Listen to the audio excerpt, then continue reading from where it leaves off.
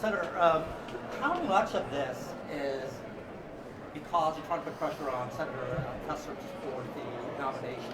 I mean, how much pressure are you putting on your fellow senator to support this nomination? Well, I think the bigger question is the pressure the people of Montana want to put on our congressional delegation. There was a recent Quinnipiac poll just came out, 50-30 supportive of Judge Gorsuch. So public opinion's on Gorsuch's side, and it's important. I hope we can bring the entire U.S. Senate together and get a good, solid bipartisan vote. So I sincerely hope that the Senator Tester, our senior senator, will join me in supporting Judge Gorsuch. How much lobbying have you done? Have you talked personally about the nomination? I haven't talked to John yet about that, but we'll likely have a conversation. It's important that every senator has a chance to meet with the judge. I had an hour-long conversation in my office. That's one of the privileges that I have as a United States Senator, is you have a chance to sit down and have a very personal one-on-one conversation with a man or woman that will likely serve on the Supreme Court for maybe 30 years. You know, Justice Scalia served on the court for 30 years. Think about that.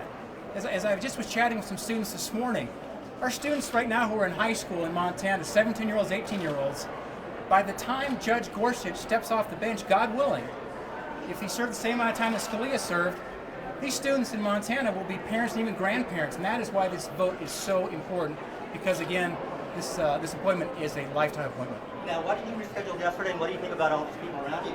I think it's great. You know, it's so important that we allow every Montanan's voice to be heard. That is why we have the First Amendment, the freedom to assemble, the freedom to speak, the freedom of the press. These are core freedoms contained in the First Amendment, and that's why it's so important that every Montana voice is heard. And it might be important to know. So why did you reschedule from yesterday? So this morning I spent some time with some schools here in Helena, and we had this press conference today. I wanted to be here today to stand with these outstanding leaders in Montana, because this is very, very important. You know, a Supreme Court nominee comes up very infrequently. President Obama, I think, had 2 picks for the Supreme Court. So as we think about that, it's important that we stand here on what is arguably one of the most important decisions and votes a United States Senator makes is a vote for the Supreme Court. I want to be here standing with these fellow Montanans talking about why Judge Gorsuch is the right judge for the Supreme Court.